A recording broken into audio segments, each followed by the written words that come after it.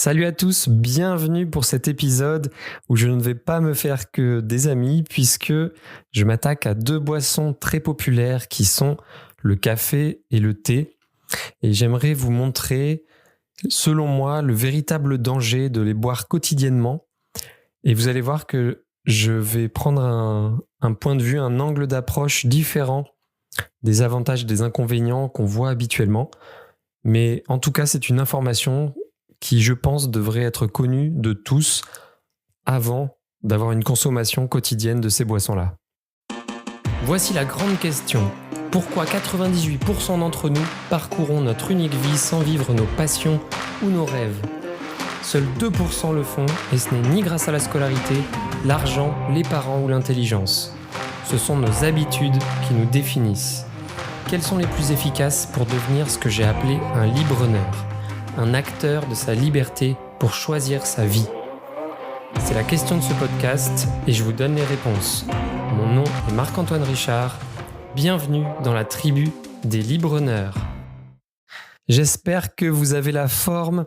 On démarre cet épisode et vous êtes peut-être en train d'ailleurs de boire votre café ou votre thé tranquillement chez vous ou au boulot.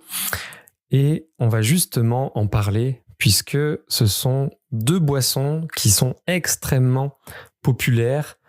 Il y a très peu de foyers dans lesquels on ne trouve ni l'un ni l'autre. C'est vraiment quelque chose que l'on retrouve généralement dans à peu près toutes les familles. Moi, enfant, j'ai vu mes parents tous les jours boire du café pour mon père, du thé pour ma mère le matin, et puis après, dans la journée aussi, du café. Puis après, je me suis mis... J'étais dans la vie professionnelle et je voyais mes collègues tous les jours prendre ce rituel, notamment le café, puis un petit peu de thé. Mes amis, de la même façon. Et puis, bien sûr, partout dans ce que l'on voit dans les films, sur les réseaux sociaux, on voit beaucoup de créateurs qui nous parlent de la façon dont ils créent leur café. Voilà, c'est quelque chose qui vraiment déchaîne les passions, notamment le café, un petit peu moins le thé, alors peut-être plus du côté asiatique, mais vraiment le café a quelque chose d'incroyable et vraiment qui attise les passions, puisque c'est quelque chose que l'on voit vraiment, vraiment partout. Moi, j'ai tous mes amis qui en boivent, qui sont contents. On voit de proposer un café, de montrer la dernière machine qui est arrivée et de détailler un petit peu ses caractéristiques. Puis maintenant, on peut même faire des choses qui se rapprochent un peu des cafés qu'on retrouvait et qu'on retrouve dans les bars. Donc voilà, il y a vraiment tout un univers autour du café et du thé aussi. Et c'est quelque chose qui, quand j'ai commencé à travailler en tant que salarié, je voyais ça un petit peu de l'extérieur et je me disais il faut absolument que j'arrive à aimer ça. Je voulais aimer ça pour rejoindre un petit peu ce club qui avait l'air vraiment bien, vraiment cool. Et j'étais en plus attiré par tout ce qui était la préparation, un peu le rituel, les odeurs. Voilà, je sais pas, il y avait quelque chose d'ancestral dans cette préparation, de lien peut-être avec ces grains de café, avec la nature. Donc c'est quelque chose qui m'attirait quand même.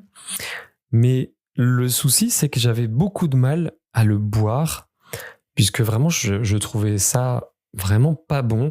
J'avais beaucoup de mal avec cette amertume, quels que soient les types de café. Et je me forçais vraiment un petit peu à en boire, donc dans mon premier boulot.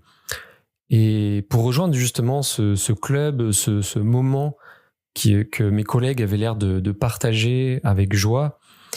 Et je finissais un petit peu par m'habituer au goût, mais à chaque fois, c'était quand même... je faisais vraiment ça pour être dans ce moment-là avec eux et vraiment pas pour le goût. Donc voilà, je me sentais un petit peu exclu de ce club. Et puis, en plus, ça me provoquait des réactions. Je sentais tout de suite mon corps qui devenait très nerveux. J'avais vraiment des sensations qui n'étaient pas agréables. Je sentais que mon corps avait du mal à absorber ce café. J'ai un petit peu la même chose avec le thé. J'étais vraiment limite à avoir des palpitations, et même si ça s'atténue quand on en consomme plus régulièrement, j'avais toujours cette nervosité qui me dérangeait.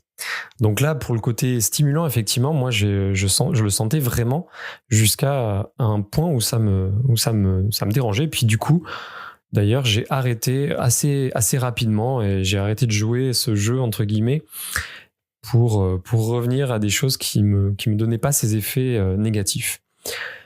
Et du coup, j'ai pris un petit peu de recul sur ça et j'ai fini par avoir plusieurs discussions à ce sujet-là, et je me suis fait plusieurs remarques parce que je les trouvais souvent assez étranges, ces discussions. J'avais notamment des amis ou des collègues qui me disaient que pour eux, c'était un indispensable. Vraiment, il fallait qu'ils se lèvent, qu'ils prennent le café, sinon ils n'arrivaient pas à démarrer. Puis, des fois, même dans la journée, il fallait qu'ils en reprennent 4, 5 pour continuer à être efficaces et pour vraiment pouvoir bien travailler, sinon c'était impossible. Et je trouvais ça curieux comme remarque parce que c'était vraiment comme s'ils jouaient à un jeu, le jeu de la stimulation. Que ce soit la caféine, la théine, d'ailleurs c'est une même molécule, elle stimule donc le système nerveux central, ça va augmenter les sécrétions, notamment d'adrénaline par les glandes surrénales, et donc c'est une stimulation artificielle grâce à ces boissons. Et c'est toujours ce côté-là qui est souvent mis en avant, c'est cette stimulation dont j'entendais parler, puisqu'on n'a pas de besoins vraiment vitaux d'en prendre. Il n'y a pas ou extrêmement peu de macronutriments et de calories dans ces boissons-là. Et donc, c'est vraiment pour ce côté stimulant.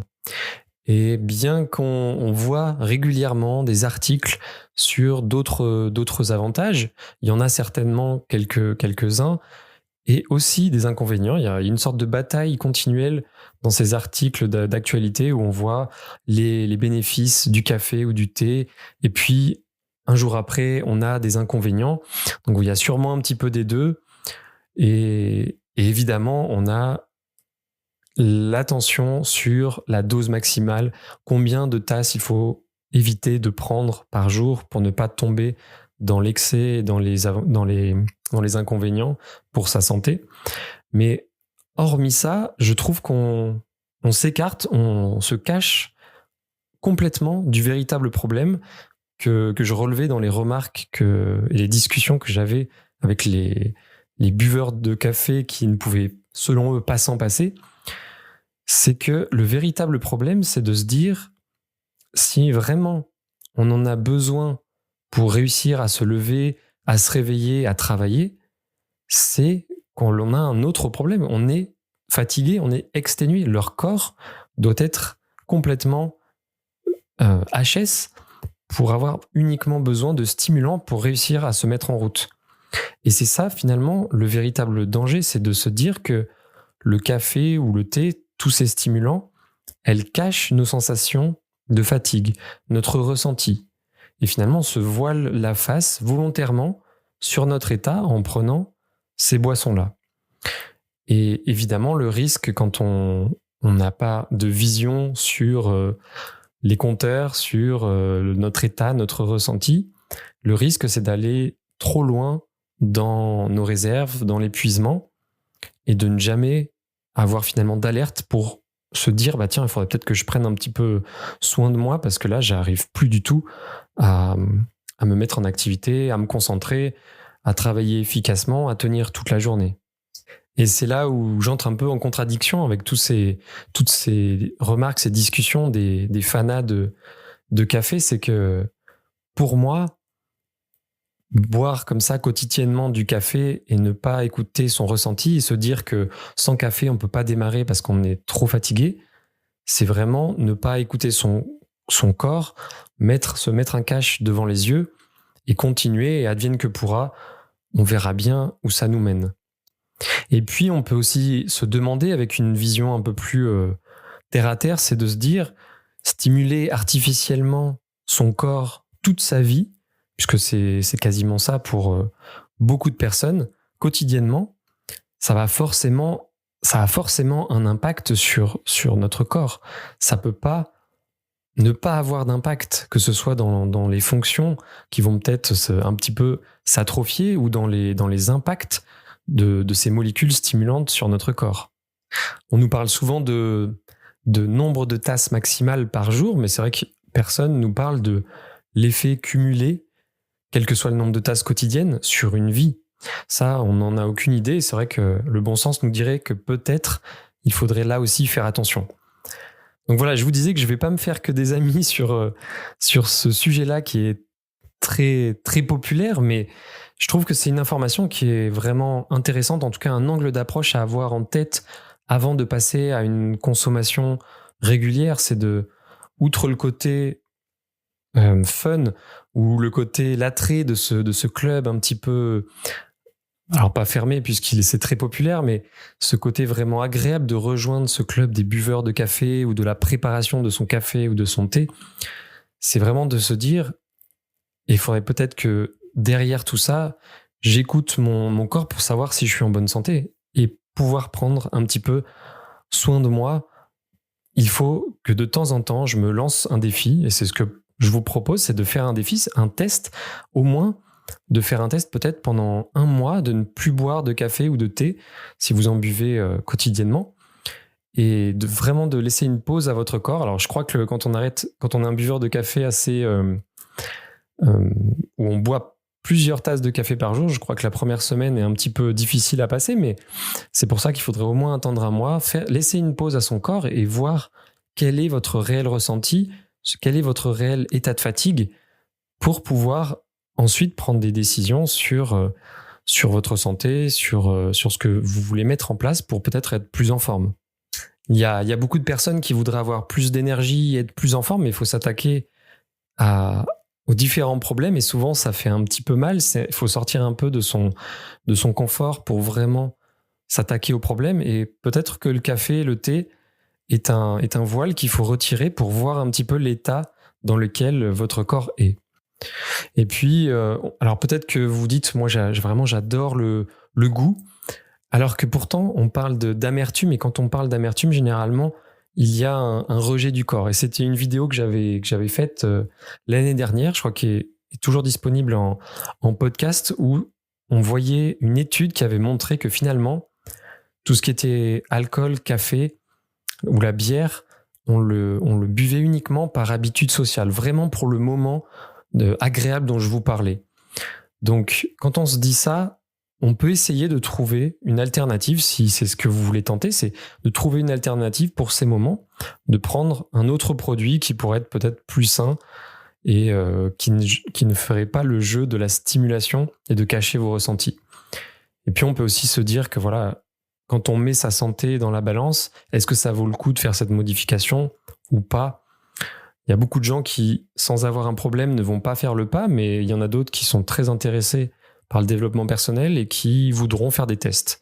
Donc c'est vers cette direction qu'il faut aller. Si vous avez envie de progresser, d'être plus en forme, avoir plus d'énergie, faites des tests, essayez. Je ne parle pas forcément de le bannir. Si vraiment vous êtes fatigué et puis que vous avez des périodes de rush dans votre travail, vraiment un besoin, vous pouvez le prendre de façon épisodique. Mais ça doit rester rare, puisque c'est vraiment un soutien artificiel. C'est votre corps qui devrait être capable de fournir cette énergie. Donc voilà, ce sera vraiment selon chacun. Il y a peut-être d'autres choses à corriger avant ces boissons stimulantes, c'est peut-être ce que vous vous dites, mais je trouve que c'est une réflexion intéressante. En tout cas, c'est une information intéressante à avoir et un angle d'approche différent de ce qu'on lit habituellement.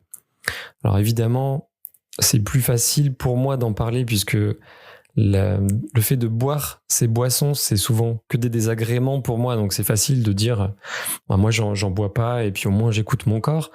Mais je peux comprendre, quand on aime vraiment ça, que c'est plus difficile à mettre en œuvre, mais c'est vraiment à vous de vous demander quel niveau de forme vous voulez avoir, et il y a forcément un moment où vous devrez prendre ces boissons en compte pour pouvoir réellement savoir dans quel état vous êtes et vraiment connaître votre état de fatigue. Et pour moi, c'est un petit peu c'est le principe du développement personnel qui serait caché, camouflé, puisque si on est incapable de savoir dans quel état on est, de se connaître soi, on ne peut pas choisir les bonnes habitudes pour choisir les bonnes habitudes à mettre en place, pour s'améliorer, pour se développer, pour progresser. Puisque c'est avant tout en testant avec notre expérience, notre ressenti, que l'on peut progresser dans la bonne direction. Donc voilà, c'est vraiment un angle d'approche que je retiens pour ces boissons que sont le café et le thé. Si je dois absolument en prendre parce que sinon je suis fatigué, pour moi, c'est une alerte. Donc je trouve que c'est une information très intéressante à avoir et je voulais la partager avec vous, même devant la popularité de ces boissons-là. Donc après, c'est évidemment à chacun de faire ses choix, de définir des priorités, mais au moins maintenant vous avez cette information-là, vous pouvez faire des tests sur vous-même, peut-être en débattre avec vos proches, avec des fans de café. Ça risque d'être des débats assez enflammés, mais ça a le mérite d'être très intéressant. Voilà, merci pour votre écoute, pour ce sujet très populaire, et je vous dis à très bientôt pour un prochain épisode de podcast. Ciao! Si vous souhaitez découvrir et mettre en place des habitudes adaptées à votre profil pour atteindre la vie de vos rêves, rendez-vous sur libreneur.com pour démarrer gratuitement votre première quête. Vous serez immergé dans une histoire avec ses apprentissages, ses défis et ses récompenses. À tout de suite!